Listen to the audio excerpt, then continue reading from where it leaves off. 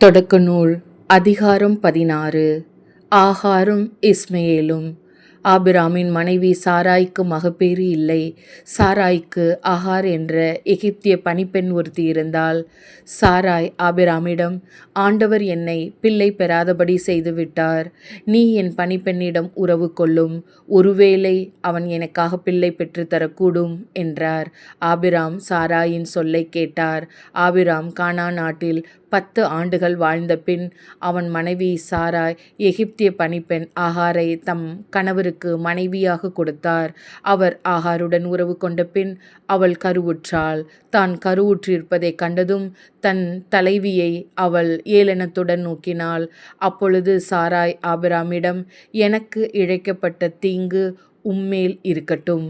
நீர் தழுவும்படி நானே கொடுத்த என் பணிப்பெண் அவள் கருவுற்றிருக்கிறாள் என்பதைக் கண்டதிலிருந்து என்னை ஏளனமாக நோக்குகிறாள். ஆண்டவரே, எனக்கும் உமக்கும் நீதி வழங்கட்டும் என்றார். ஆபிராம் சாராயிடம், உன் பணிப்பெண் உன் அதிகாரத்தின் கீழ் இருக்கின்றாள். உனக்கு நல்லதாகப்படுவதை அவளுக்கு செய் என்றார்.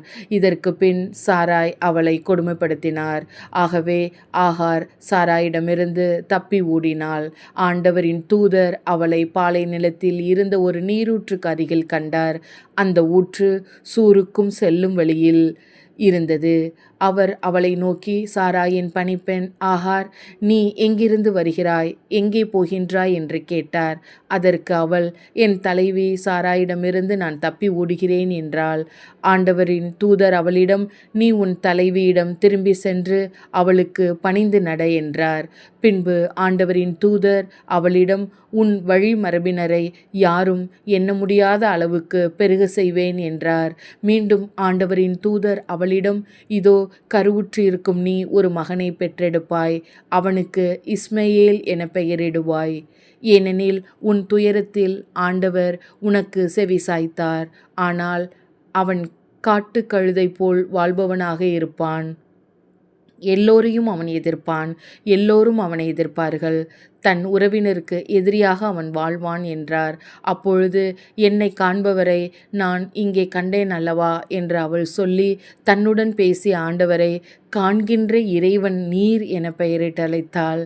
ஆகவே அந்த கிணற்றிற்கு பெயர் லக்ரோயி என பெயர் வழங்கலாயிற்று.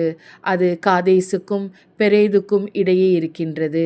ஆகார் ஆபிரகாமுக்கு மகன் ஒருவனை பெற்றெடுத்தாள். ஆகார் பெற்ற தன் மகனுக்கு ஆபிராம் இஸ்மயேலே என்று பெயரிட்டார். ஆகார் ஆபிரகாமுக்கு இஸ்மயேலை பெற்றெடுத்த பொழுது அவருக்கு வயது 86. இது ஆண்டவரின் அருள்வாக்கு. இறைவா உமக்கு நன்றி.